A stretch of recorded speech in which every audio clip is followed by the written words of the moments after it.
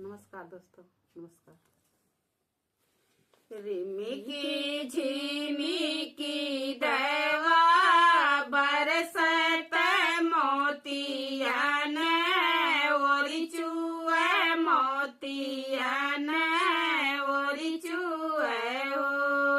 रिमिकी झिमिकी देवा बरसत मोतियन ओरी चुए मोतियन ओरी चुए हो। धना खोली देती चांदन के वड़िया भीतारा होई जाइत भीतारा होई जाइत हो। धना खोली देती चांदन के वड़िया भीतर होई जाइत भीतर होई जाइत हो। यतनी बचानी सुने धाना त पिया से रजकार पिया से रजकार हो। पिया हाथे में लागल बा में हदिया गोड़े में हावर गोड़े में हावर हो।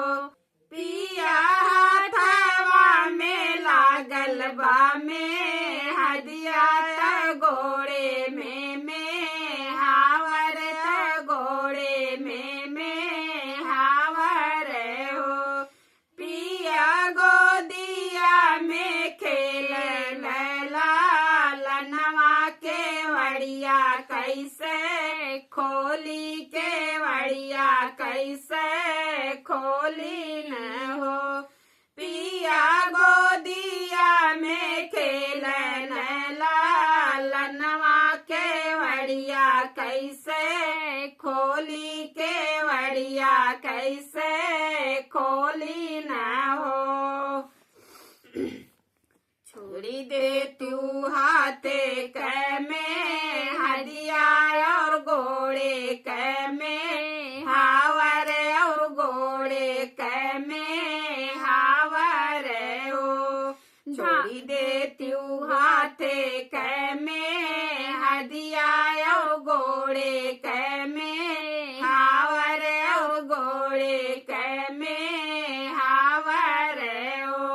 धना लालना सोआओ पालंगिया के वड़िया उठी खोला के वड़िया उठी खोला न हो।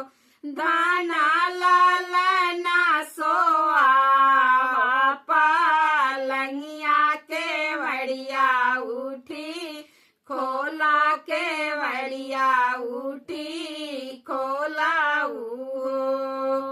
सोनवा के हवे मोरा नैहर रूप के वाड़ी लागे रूप के वाड़ी लागे हो। पिया सात बीरन के बाहिनिया के वड़िया नाही खोलब के वड़िया नाही खोलब हो।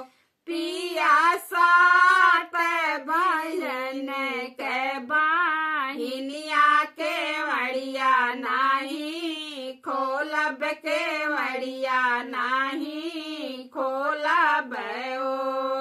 बाबा के अपने दुलारी त भैया जी के प्यारी त भैया जी के प्यारी न हो। पिया सात भौजी के नदिया के वड़िया नाही खोलब के वड़िया नाही खोलब हो।